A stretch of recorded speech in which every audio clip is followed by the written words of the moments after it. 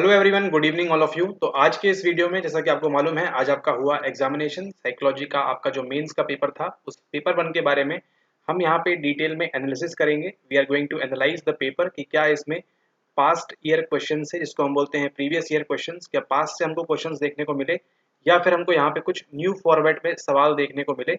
उन सब चीज़ों के बारे में यहाँ पे हम डिस्कस करेंगे, ठीक है। और आपको ये भी समझ में आएगा कि आपके जो PYQs होते हैं उनकी कितनी ज़्यादा इंपॉर्टेंस हो जाती है आपके इस ऑप्शनल के पेपर के लिए। देखा जा रहा है कि इस बार आपके जो GS के पेपर आ रहे हैं, आपके जो जनरल स्टडीज़ के जो पेपर है, उसमें भी आपको जो है काफ़ी ज़्यादा इन्फ्लुएंस है किससे, PYQs से, ठीक है। तो PYQs पहले भी इंपॉर्टेंट थे एंड अभी भी इंपॉर्टेंट ठहरते हैं, ठीक है। तो देखते हैं हम आपका पेपर वन, जो आपका पहले था मेन साइकोलॉजी का पेपर, ठीक है। साइकोलॉजी पेपर वन की हम बात करेंगे एंड देन अपकमिंग वीडियो में हम बात करेंगे पेपर टू की भी। तो कुछ इसी प्रकार से उसका भी हम एनालिसिस करेंगे। वीडियो को हम आगे स्टार्ट करें उससे पहले आप देखिए साल 2020 का जब कौन सा पीरियड चल रहा था, आपका कोरोना पीरियड चल रहा था। उस समय के दौरान देखिए इस सवाल को क्या बोल रहे हैं, discuss the steps involve in effective communication training, ठीक है। इस सवाल को ध्यान रखिएगा। यहाँ पे पूछ रहे हैं असरदार संचार प्रशिक्षण में शामिल उपायों का विवरण दीजिए, ठीक है। स्टेप्स पूछ रहे हैं आपसे किस चीज के लिए, for your effective communication training.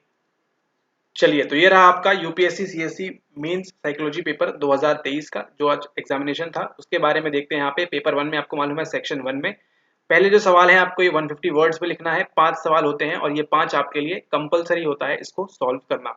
सबसे पहले सवाल को देखते हैं क्या बोल रहा है। यहाँ पे सबसे पहला सवाल पूछ रहा है आपसे, जो आपको लिया गया है आपकी यूनिट नंबर सेकेंड से, ठीक है। आपको साथ में यहाँ पे यूनिट भी बताते जाएंगे ताकि आपको समझ में आएगा कि कौन कौन सी यूनिट से सवाल आपको मैक्सिमम आपको यहाँ पर देखने को मिले हैं, ठीक है। तो ये आता है आपका यूनिट नंबर सेकेंड से, ठीक है। रिसर्च मेथड्स वाला पूछ रहे हैं, how is descriptive type of research different from diagnostic research. दो टाइप की रिसर्च के बीच क्या पूछ रहे हैं आपसे, यहाँ पे आप डिफरेंशिएट करेंगे। उसी के साथ साथ यानी कि 5 मार्क्स में आप देखेंगे, 5 मार्क्स के लिए आप लिखेंगे डिस्क्रिप्टिव के लिए एंड 5 के लिए आप लिखेंगे यहाँ पे डायग्नोस्टिक के लिए। एंड देन उसके बाद answer the question giving suitable example for each, ठीक है। केस स्टडी वगैरह सर्वे वगैरह आप जो इसमें करेंगे डिस्क्रिप्टिव टाइप ऑफ रिसर्च में, ठीक है, उसमें आपको एग्जांपल देना है और उसी के साथ साथ आपको डायग्नोस्टिक रिसर्च का भी आपको यहाँ पर एग्जांपल देना है, ठीक है। तो ये था आपका 10 मार्क्स के लिए सवाल यूनिट नंबर सेकेंड से। उसके बाद देखिए पेपर जैसे आप बताएं लास्ट टाइम जो आया था थोड़ा सा एप्लीकेशन बेस्ड आया था, अप्लाइड बेस्ड आया था। इस बार भी आपको कुछ उसी प्रकार से पैटर्न यहाँ पर देखने को मिलेगा। अगला सवाल क्या बोल रहा है, अगला सवाल it is stating that mental health study is the major trend in psychological studies in 21st century. यानी कि आज 21st सेंचुरी में जो हमारा बन गया है मेंटल हेल्थ, मानसिक स्वास्थ्य जो हो गया है, ये एक क्या है, एक मेजर ट्रेंड है, ठीक है। आप हर किसी को देखेंगे अपने फेसबुक पे, इंस्टाग्राम पे या कहीं और व्हाट्सएप पे भी किसकी बात करता है अधिकतर, वो कोई भी इंसान जो है मेंटल हेल्थ की बात करता है ना। डिप्रेशन वगैरह ज्यादा हो रहा है आजकल, उसी की वजह से सुसाइड वगैरह भी हो रहे हैं, ठीक है। तो आज जो हमारा साइकोलॉजी स्टडी है वो किस पे फोकस कर रही है, ट्रेंड क्या चल रहा है, मेजर ट्रेंड आपका मेंटल हेल्थ स्टडी, इस पे आपको डिस्कस करना है। तो ये आपका जो है थोड़ा सा करंट फोकस्ड हो गया है ये वाला सवाल, ठीक है।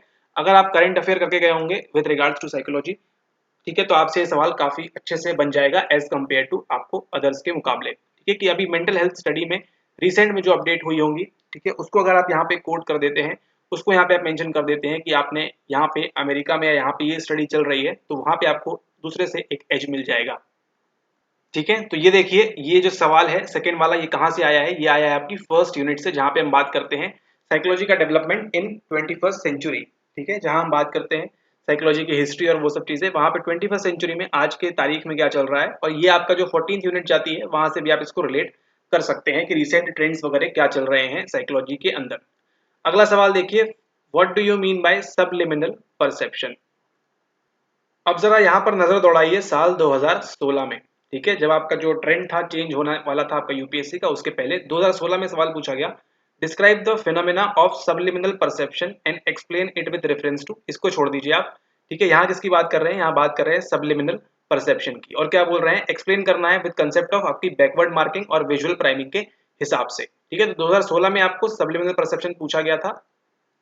फिर नेक्स्ट ईयर देखिए 2017, आपको नहीं दिख रहा होगा, ये 2017 की बात है। अगेन आपको 10 मार्क्स के लिए क्या पूछा गया है, वन का डी देखिए, do you think subliminal messages, मतलब something is there with subliminal, ठीक है। सबलिमिनल कुछ चीज है आपकी सूक्ष्म अवधारणा या अवसीम संदेश जो है आपका, ठीक है। अवसीम जो बात कर रहे हैं यहाँ पे वो क्या है, वो है आपका सबलिमिनल, यानी कि सबलिमिनल कुछ चीज है जिसके बारे में आपको जानना चाहिए था इस एग्जाम में बैठने से पहले।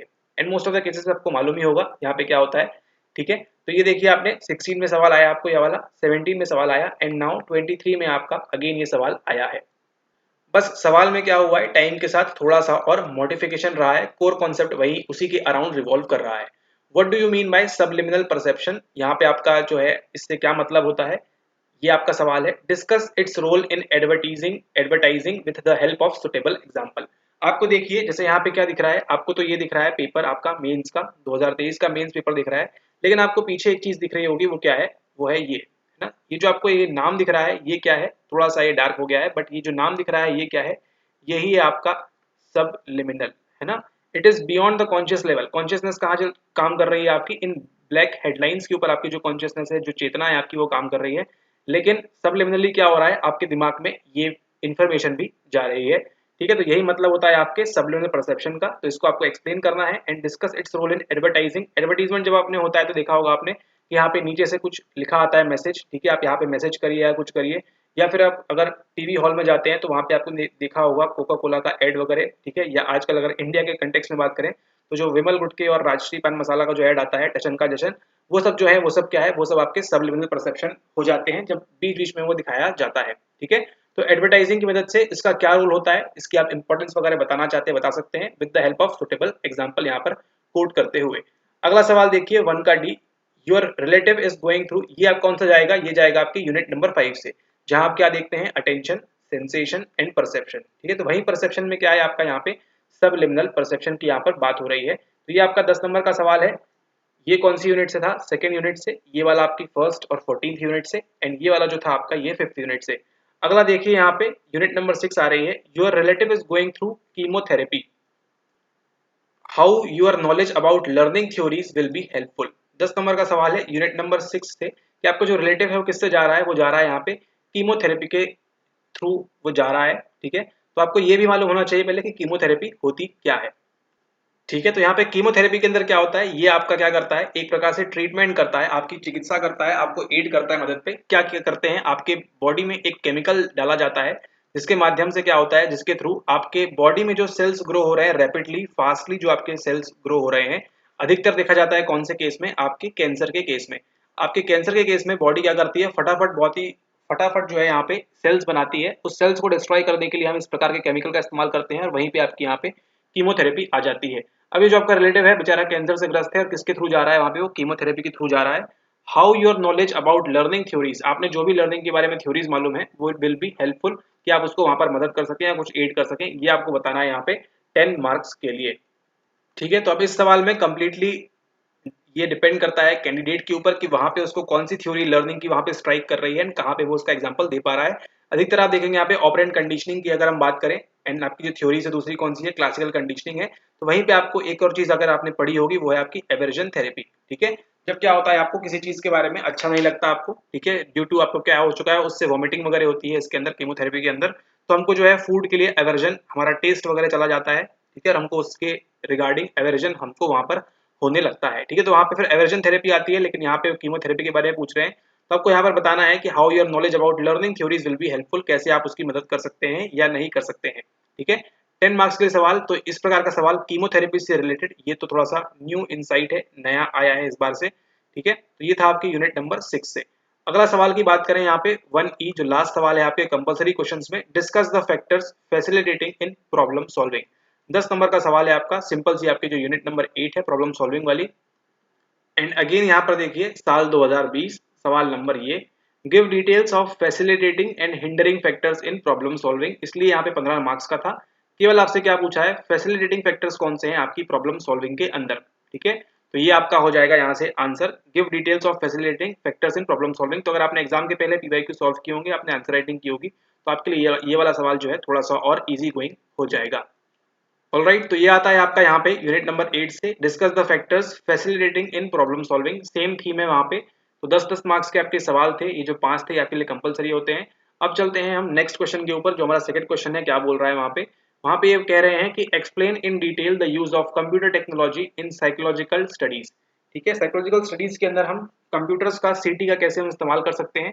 Give your answer citing appropriate recent work, again देखिए यहाँ पे करंट से आपको डायरेक्टली पूछ लिया है कि रिसेंट वर्क क्या चल रहा है। तो आपको ध्यान देना है कि अगर आप 24 के लिए फोकस कर रहे हैं तो आपको यहाँ भी ध्यान देना है कि करंट की थीम भी आपको जो है उस पर आपको अच्छी पकड़ यहाँ पर मजबूत बना लेनी है, ताकि अगर इन फ्यूचर इस प्रकार के करंट बेस्ड क्वेश्चन रिपीट होते हैं तो आपके लिए वो इजी गोइंग हो जाए। ठीक है, तो 20 मार्क्स के लिए सवाल है ये वाला आपका कि आपको बताना है साइकोलॉजिकल स्टडीज में कंप्यूटर टेक्नोलॉजी का हम कैसे इस्तेमाल कर सकते हैं, क्या हम टेस्टिंग में यूज कर सकते हैं या फिर हम वहाँ पे आइटम बनाने के लिए, आइटम बिगाड़ने के लिए इसको वहाँ पे इस्तेमाल कर सकते हैं आईआरटी थ्योरी के लिए। ठीक है, तो थोड़ा सा यहाँ पे ट्रिकी सवाल है, अच्छा सवाल है ये।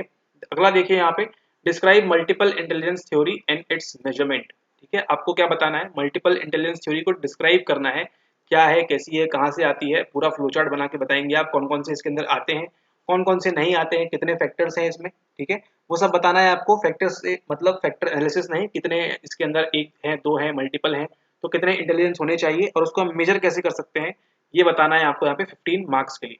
देन नेक्स्ट सवाल क्या पूछ रहे हैं आपसे, व्हाई इज रिसर्च मेथड, कोई भी यहाँ पे शोध विधि, considered to be the backbone of any research. ठीक है, ये जो मेथड होती है, कौन सी मेथड का हम इस्तेमाल करेंगे, ठीक है, ये बैकबोन होती है किसी रिसर्च की, ये आपको कैसे मालूम पड़ेगा। ठीक है, ये क्यों होता है ऐसा पूछ रहे हैं आपसे। तो आपको अगर रिसर्च मेथड्स आपने अच्छे से पढ़ी होंगी, उसमें एप्लीकेशन बेस्ड की हम कहाँ पे किस चीज़ का इस्तेमाल करते हैं, तो आप इस क्वेश्चन को बड़ी आराम से आंसर कर पाएंगे, है ना। वीडियोस में इसको कवर भी किया हुआ है हमने कि हम कौन सी रिसर्च कहाँ पे अप्लाई करेंगे। देन यहाँ पे देखिए, discuss various steps to be undertaken in psychological research for sound and reliable results. ठीक है, तो ये भी बताना है आपको कि साइकोलॉजिकल रिसर्च में कोई भी आप रिसर्च करने जाएंगे उसके लिए आप कौन कौन से स्टेप लेंगे ताकि आपको जो रिजल्ट्स मिले, कैसे मिले, आपको रिलायबल मिले, है ना, रिलायबिलिटी उनकी रहे, साउंड रहे वहाँ पे, वो वैलिड भी रहे वहाँ पे। ठीक है, तो ये बताना है आपको 15 मार्क्स के लिए, ये है आपका सवाल। देन नेक्स्ट सवाल देखिए, थर्ड ए का यहाँ पे, describe the factors influencing perceptual organisation with reference to past experiences and perceptual readiness. 20 marks के लिए अगेन आपको ये सवाल पूछा है। यहाँ पर देखिए साल 2019 में क्या पूछ रहे हैं, citing examples from life situations explain the phenomena of perceptual organisation. Theme वही है, परसेप्चुअल ऑर्गेनाइजेशन, बस सवाल पूछा कहाँ क्या है। यहाँ पे देखिए उन्होंने बताया लाइफ सिचुएशन के रिगार्डिंग आपको यहाँ पे एग्जाम्पल साइट करना है, यहाँ पर आपको एग्जाम्पल बताना है from life situation. And then यहाँ पे क्या बोल दिया उन्होंने, with reference to past experiences. ठीक है, तो अगर आपने पिछले वाले का आंसर लिखा होगा तो आपको समझ में आएगा यहाँ पे पास्ट एक्सपीरियंस कैसे आपका जो है परसेप्चुअल ऑर्गेनाइजेशन को कैसे आपको यहाँ पे हिंडर कर सकते हैं या इन्फ्लुएंस कर सकते हैं, और इसी के साथ परसेप्चुअल रेडीनेस क्या होती है वो भी आपको एक्सप्लेन करना है। ये भी एक किसी पीवाईक्यू में रिपीट हुआ था। ठीक है, तो ये आपका सवाल 20 मार्क्स के लिए। अब चलते हैं हम नेक्स्ट सवाल की ओर, यहाँ पे बात करेंगे थर्ड बी। यहाँ पे क्या बोल रहा है, what do you understand by psychological and physiological basis of motivation. ठीक है, तो बड़ा ही आसान सा सवाल है, ये बहुत ही बेसिक सवाल है, एनसीईआरटी में भी इसका आंसर दिया हुआ है 15 मार्क्स के लिए। Discuss them giving suitable examples. ठीक है, तो अगर इस पूरे पेपर में देखा जाए तो मोस्ट इजी सवाल कौन सा है, पेपर अगर हम 1 की बात करें केवल, तो थर्ड बी जो है मोस्ट इजी सवाल, कि आपके साइकोलॉजिकल बेसिस क्या है आपके मोटिवेशन के एंड फिजियोलॉजिकल बेसिस क्या है आपके मोटिवेशन के, है ना। एटलीस्ट आपको इतना तो मालूम ही होगा। ठीक है, तो ही आप मेंस लिख रहे हैं। ठीक है, तो ये तो मालूम होगा आपको कि बेसिस क्या है मोटिवेशन के। तो ये एक अच्छा सवाल है, इसमें आप बड़ी आराम से अच्छा स्कोर कर सकते हैं। आप बताएंगे कि आप साइकोलॉजिकल बेसिस से क्या समझते हैं एंड फिजियोलॉजिकल से क्या समझते हैं, और वहां पे उनके एग्जाम्पल भी वहां पर आप देंगे। देन नेक्स्ट सवाल है थर्ड सी, डिस्कस सम की आइडियाज फ्रॉम साइको साइबरनेटिक्स। ठीक है, तो जो बोल रहे थे ये है आपका न्यू टॉपिक। ठीक है, आई गेस ये आपको साइकोलॉजी के अंदर ये आपको फर्स्ट टाइम पूछा गया है साइको साइबरनेटिक्स के बारे में इतना एक्सप्लिसिटली। ठीक है, तो देखिए उनको भी सवाल सेट करने में उन्होंने क्या बोल दिया, कुछ नहीं पूछा कि क्या कैसे क्या नहीं, they have asked nothing about this, कुछ भी नहीं पूछा उन्होंने, केवल क्या बोला है, डिस्कस सम की आइडियाज फ्रॉम साइको साइबरनेटिक्स। ठीक है, अब क्या होगा इन फ्यूचर में 24 तो नहीं 25 26 में क्या होगा, यहाँ पे जो उनको आंसर्स मिलेंगे उसके अकॉर्डिंगली देन वो नेक्स्ट क्वेश्चन यहाँ पर वो आगे इन फ्यूचर सेट करेंगे। तो अगर आप तब तक देंगे या आगे देंगे आप एग्जाम, तो इसका आप ध्यान रखें। साइको साइबरनेटिक्स जो है अब फील्ड में आ चुका है, एंड जो हमसे पहले से जुड़े हुए हैं वो वीडियोस देख रहे हैं हमारे एनालिसिस वाले, तो वहाँ देखिएगा जब आप सिलेबस भी एक्सप्लेन करते हैं तो वहाँ बताया हुआ है कि आप इसके लिए रेडी रहें, इन फ्यूचर आपको ये टॉपिक्स देखने को मिल सकते हैं। ठीक है, तो अभी एंट्री हो गई इसकी, first time psycho cybernetics new topic से सवाल मिला है आपको यहाँ पे। देन नेक्स्ट चलते हैं 20 मार्क्स के सवाल जो है। ठीक है, तो यहाँ पे देखिए उन्होंने एकदम न्यू टॉपिक इंसर्ट किया, यहाँ पे उन्होंने एकदम इजी दिया। ठीक है, 15 मार्क्स के लिए कि ये तो हर कोई बच्चा जो है यहाँ पे इसको अटेम्प्ट करेगा। आई डोंट थिंक सो कि इस वाले थर्ड वाले ऑप्शन में, ये देखिए ये तो डिफिकल्ट सवाल है, थर्ड ए थर्ड सी, है ना, डिफिकल्ट तो नहीं कहेंगे इसको, लेकिन हाँ फिर भी एज कम्पेयर टू दिस तो ये डिफिकल्ट है। बट थर्ड बी को देखिए हर कोई इस सवाल को देख के इसको अटेम्प्ट करना चाहेगा। ठीक है, एंड देन मार्क्स डिक्रीज होंगे कहाँ पे, यहाँ पे अगर वो प्रॉपरली उस चीज को नहीं लिखते हैं तो। थर्ड सी में मार्क्स कम होने के काफी ज्यादा चांसेस हैं क्योंकि साइको साइबरनेटिक्स एकदम न्यू टॉपिक है। देन अब आगे चलते हैं यहाँ पे 4A में, compare and contrast between programme learning and probability learning. ये भी हर बार एवरी टाइम पेपर में आपको रिपीट होता है। लास्ट ईयर आई गेस नहीं हुआ था, बट उसके पहले भी 20 में हुआ है, 19 में हुआ है, 18 17 19 20 यहाँ तो बहुत ज्यादा रिपीट हुआ है प्रोग्राम लर्निंग एंड आपकी प्रोबेबिलिटी लर्निंग। इन दोनों के बीच बेसिक बेसिक डिफरेंसेस है, उसको आपको कंपेयर करना है, कॉन्ट्रास्ट करना है and also highlight their advantages and disadvantage. Okay, यहाँ पे इनका पॉजिटिव एंड नेगेटिव दोनों पूछ रहे हैं तो वो भी आपको यहाँ पे मेंशन करना चाहिए 20 मार्क्स के लिए। अगला सवाल देखिए 4B बोल रहा है, do you think in multicultural society socialisation is a big issue. ये आ गया आपका अगेन अप्लाइड बेस। ठीक है, अब यहाँ पे आपको उनके थॉट से मतलब है, मतलब आपके थॉट से मतलब है उनको कि आप क्या सोचते हैं इस बारे में रिगार्डिंग सोशलाइजेशन, क्या एक बिग इशू है जहाँ पे क्या है हमारे पास मल्टीकल्चरल सोसाइटी है। And then give your opinion in this regard and suggest proper socialisation mechanism. कैसे हो सकता है इसका प्रॉपरली, ये डिपेंड करेगा कैंडिडेट टू कैंडिडेट क्या आंसर करते हैं इसका, एंड देन यहाँ पे वो मार्क्स जो है वेरी करेंगे। अगला देखिए 4C वाला जो सवाल है वो है आपका, differentiate among a theory, what is a theory, a hypothesis and N operational definition. ठीक है, इन दोनों के बीच आपको क्या करना है, इन तीनों के बीच में थ्योरी सिद्धांत, आपके परिकल्पना हाइपोथेसिस और आपकी जो ऑपरेशनल डेफिनेशन है इसके बीच आपको डिफरेंशिएट करना है फॉर 15 मार्क्स। ठीक है, तो ये भी एज कम्पेयर थोड़ा सा ऑन अ लाइटर नोट सवाल है ये वाला। ठीक है, तो ये बात डिस्कस कर लिया हमने, पूरे कौन कौन से सवाल आए देख लिया आपने, किस प्रकार से पेपर था। ठीक है, एग्जाम हॉल में प्रत्येक चीज टफ रहती है, everything is tough in exam hall. ठीक है, इजी से इजी चीज भी टफ रखती है, यहाँ आके सब इजी हो जाता है बाहर। ठीक है, ऐसी कोई बात नहीं है, एग्जाम हॉल में आप बैठे हैं तो वहाँ पे आप चीजें आपको टफ ही लगेंगी। ठीक है, बट स्टिल फिर भी ये सवाल तो ठीक है, इसका आप ध्यान रखें, अगर इसको गलत कर रहे हैं तो फिर काफी यहाँ पे डाइसी बात है। अगला देखते हैं सेक्शन बी की हम बात करेंगे। सेक्शन बी में क्या बोल रहे हैं, सेक्शन बी कह रहे हैं, should the researcher always formulate a hypothesis before collecting data. कई बार बताया हुआ है वीडियोस में आपको ये, ठीक है, जो देख रहे हैं हमारे साथ। Justify your answer with suitable example, बिना आपको जो क्या करना है हमेशा करना ही चाहिए, फॉर्मुलेट आपको hypothesis before collecting data. 10 marks के लिए सवाल है आपका ये। देन यहाँ पे देखिए 5B में, discuss recent trends in the field of decision making. ठीक है, यहाँ पे देखिए डिसीजन मेकिंग में आपके रीसेंट ट्रेंड्स पूछे हैं, अगेन आपको यहाँ पे करंट से सवाल लिंक किया हुआ है। ठीक है, तो करंट से आपने अभी तक 3 सवाल देख लिए हैं। ठीक है, जो आपको करंट की बातें पूछ रहे हैं या रिसेंट में कौन सा ट्रेंड चल रहा है in the field of decision making, कुछ थ्योरी वगैरह है, कुछ हाइपोथेसिस है, कोई रिसर्च निकल के आई है नहीं या नहीं। ठीक है, तो वो बारे में आपको यहाँ पर मेंशन करना होगा। आगे देखिए 5C का, how does gender differences account for behaviour. Gender differences mainly हमारे पास मेल एंड फीमेल की ही हम बात करेंगे। ठीक है, in an ideal situation how does gender difference account for behaviour, हमारे व्यवहार के लिए, हमारे बिहेवियर के लिए क्या इसमें कुछ फर्क होता है नहीं होता है। ठीक है, तो ये बताना है आपको 10 मार्क्स के लिए। देन 5D की बात करें, what hypothetical ideas leads to led to the development of projective personality test. ठीक है, तो जो प्रोजेक्टिव टेक्निक्स आई, प्रोजेक्टिव पर्सनैलिटी टेस्ट जो आए, उनके पीछे क्या हाइपोथेटिकल आइडियाज होंगे जिसकी वजह से ये डेवलप हुआ, तो ये भी आपका सवाल है। ठीक है, आपके पर्सनैलिटी टॉपिक से जो आपकी यूनिट है वहां से आपको पूछ रहे हैं 5D में। देन 5E की बात कर रहे हैं, knowledge without use is useless. ठीक है, कि आपके पास ज्ञान तो है लेकिन आप उसका क्या नहीं कर रहे हैं, उसका आप उपयोग नहीं कर रहे हैं, उसका इस्तेमाल नहीं कर रहे हैं, जिसका कोई अर्थ नहीं है। इस स्टेटमेंट को आपको डिस्क्राइब करना है, focusing on the application of psychology in resolving societal problems. Main core कहाँ था उनका ऑलरेडी बताया हुआ है, सोसाइटल प्रॉब्लम्स को कैसे हटाने के लिए पूछते हैं वो। 10 मार्क्स के लिए पूछा है, अगेन सवाल आपका इतना ही है, बस उन्होंने एक ये कोड दे दिया है ना, इसको फोकस में रखते हुए आपको बताना है कि आप सोसाइटी की प्रॉब्लम को कैसे दूर कर सकते हैं। आपके पास साइकोलॉजी का पूरा नॉलेज है, ऐसा कहना चाह रहे हैं वो, आपके पास साइकोलॉजी का पूरा नॉलेज है लेकिन आप उसको अप्लाई नहीं कर पा रहे, वो आप इस आंसर देंगे तो उनको समझ में आ जाएगा।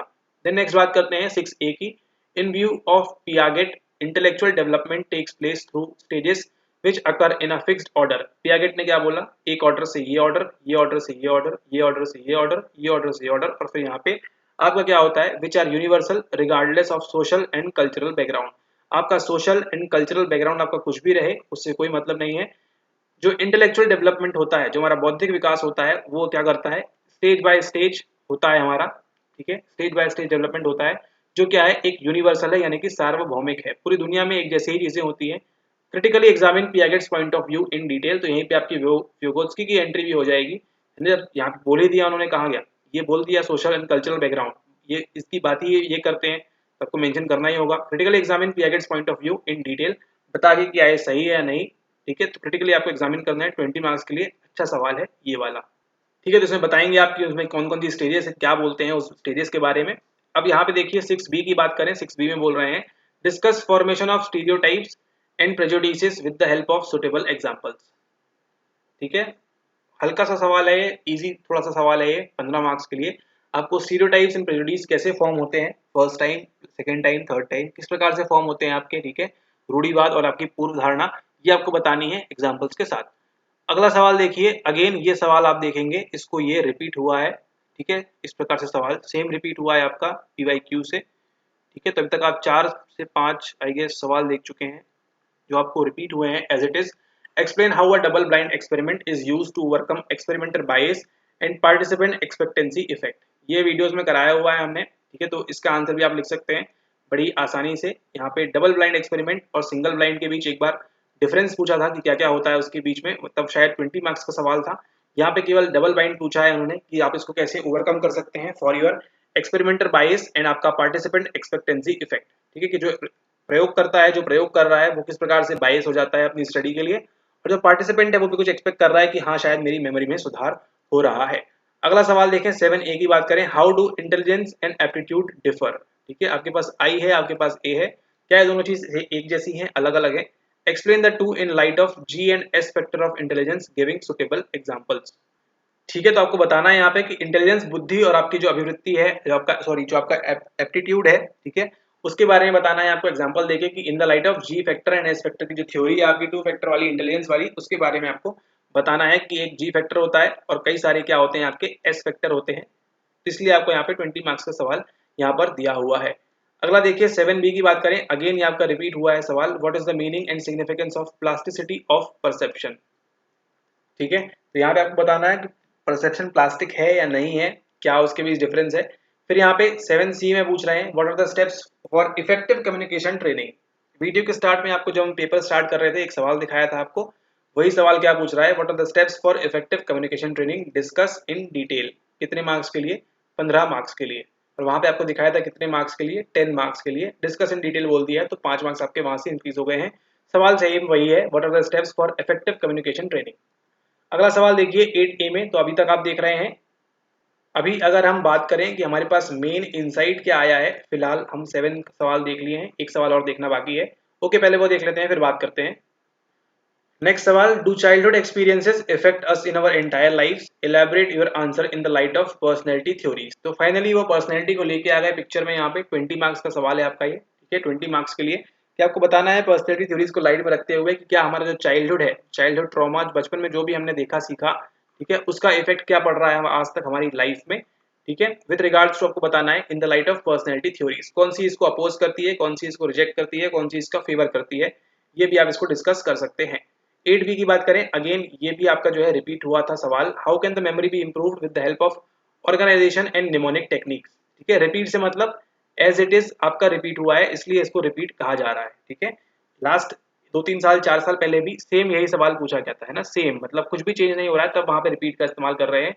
ऐसा नहीं कि अगर थीम वही है, सबलिमिनल परसेप्शन जैसे है, ठीक है, तो थीम के अकॉर्डिंग वहां उसको बोल रहे हैं कि रिपीट हुआ है, ऐसा नहीं, सेम एज इट इज अगर पूछ रहे हैं तो वहां पे हम रिपीट का इस्तेमाल कर रहे हैं, ठीक है। तो आपको निमोनिक टेक्निक एंड आपको help of organisation and mnemonic technique पूछ रहे हैं, मेमोरी कैसे इंप्रूव हो सकती है, मेथड ऑफ लोकाई फोकाई, वो सब 15 मार्क्स के लिए आपका ये सवाल बन जाता है।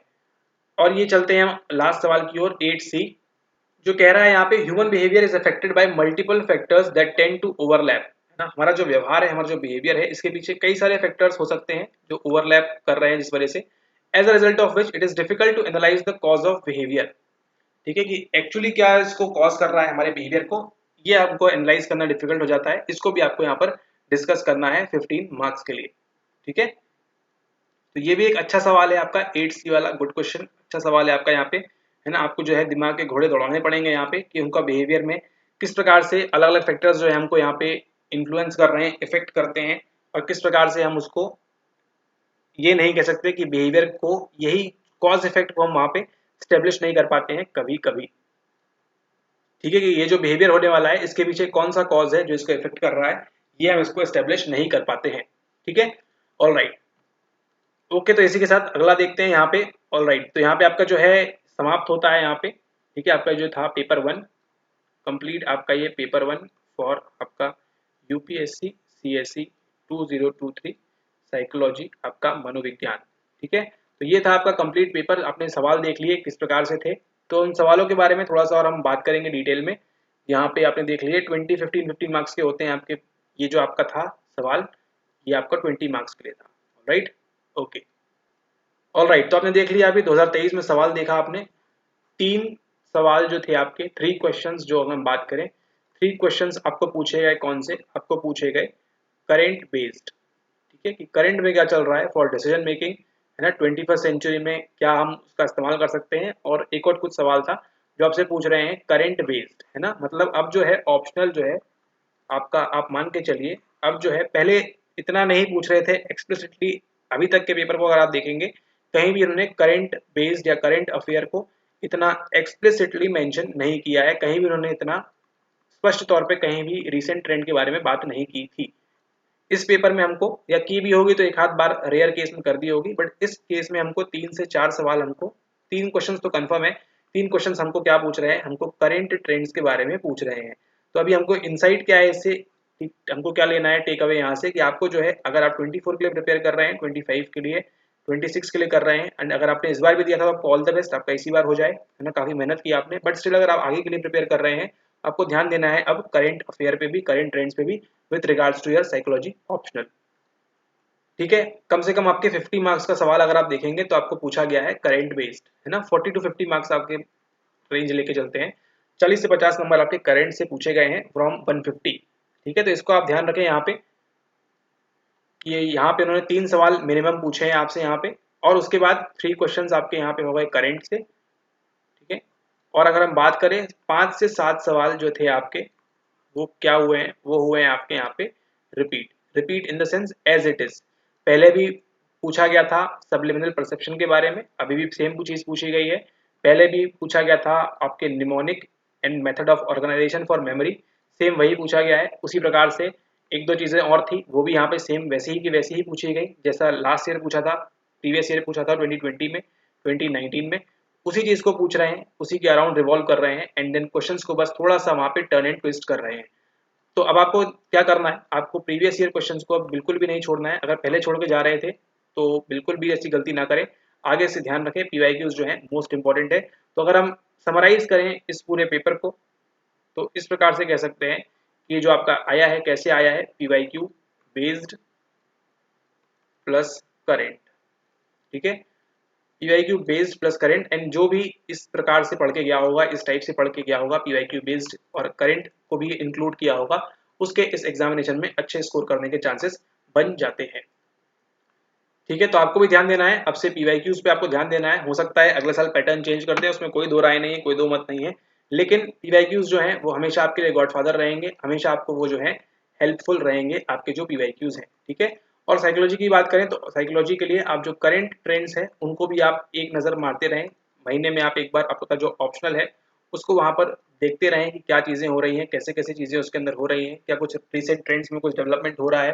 ठीक है, तो हर यूनिट का, हर टॉपिक का वहाँ पे आप नज़र रखें थोड़ी बहुत। ठीक है, पूरा एकदम घुस नहीं जाना है करंट अफेयर में साइकोलॉजी के लिए, लेकिन हाँ थोड़ा बहुत एक जनरल आइडिया भी आपको होगा, तो आपको अपने आंसर फ्रेम करने में, कोड करने में आपको वहाँ पर आसानी होगी। Alright, okay, so that's all from my side. इस वीडियो के लिए इतना ही। मिलते हैं आपसे अगले वीडियो में, बात करेंगे वहाँ पे और डिटेल में पेपर 2 के बारे में। ठीक है, तो ये था आपका पेपर 1 का एनालिसिस साइकोलॉजी का यूपीएससी 2023। ठीक है, अगले वीडियो में बात करेंगे हम पेपर 2 के बारे में, यहाँ पे हमको क्या न्यू टॉपिक्स देखने मिले, या हमको यहाँ पर ओल्ड टॉपिक्स या रिपीटेड टॉपिक्स देखने को मिले। उसी के साथ हाँ, पीवाईक्यू एक चीज मिस हो गई, वहाँ पे पीवाईक्यूज भी करना है आपको। तो अगर आप यहाँ तक बने हुए हैं तो आपका फायदा हो गया इसमें। पीवाईक्यूज करना है, करेंट की करना है आपको। ठीक है, ये हुआ आपका समरी, प्लस क्या हुआ यहाँ पे न्यू टॉपिक भी इंक्लूड किया गया है ना। एक दो सवाल आपको यहाँ पे नए टॉपिक से भी देखने मिले। ठीक है, इसको भी आप ध्यान रखें। साइको साइबरनेटिक्स हो गया, एक दो सवाल और जो थे यहाँ पे आपको न्यू टॉपिक से देखने को मिले, तो इसका भी आपको ध्यान रखना है। पहले भी वो पूछ रहे थे एक्स्ट्रा सेंसरी परसेप्शन और वो सारी चीजें। ठीक है, all right, okay, thanks for watching the video. अगर आप वीडियो को पहली बार देख रहे हैं तो आप इस वीडियो को लाइक कर सकते हैं, शेयर कर सकते हैं एंड सब्सक्राइब कर सकते हैं अगर आपका साइकोलॉजी ऑप्शनल है तो, ठीक है। एंड इन फ्यूचर अगर आप 2024, 25, 26 के लिए आप तैयारी करना चाहते हैं हमारे साथ, तो आप जो है बने रहिए चैनल के ऊपर, सारी डिटेल्स आपको मिल जाएंगी। एंड आपको कुछ डाउट वगैरह लगता है तो आप वहाँ पे कमेंट करके कॉन्टैक्ट कर सकते हैं, right. Okay, thanks for watching the video, have a nice day, take care. And एक बात और, यहाँ पे टेलीग्राम पे आप जो है ज्वाइन कर लीजिए, वहाँ पे आपको जो है इसकी पीडीएफ है, ये जो पीडीएफ आपको देखी थी अभी, ये आपको जो है पीवाईक्यू वाली, पीवाईक्यू सॉरी, ये जो आपका टेस्ट था आज का है ना, 24 सितंबर का जो आपका पेपर था, वो आपको यहाँ पे इसकी पीडीएफ आपको मिल जाएगी, ठीक है। पीडीएफ कौन सी, जो 24 सितंबर को आपका पेपर 1 हुआ एंड जब पेपर 2 का आ जाएगा हमारे पास, तो वो भी आपको वहाँ पर टेलीग्राम के ऊपर प्रोवाइड हो जाएगी। टेलीग्राम पे क्या सर्च करना है आपने, सर्च बार में जाके आपने ये चीज़ सर्च कर लेनी है and then you are welcome. Thanks for watching the video. Have a nice day. Take care.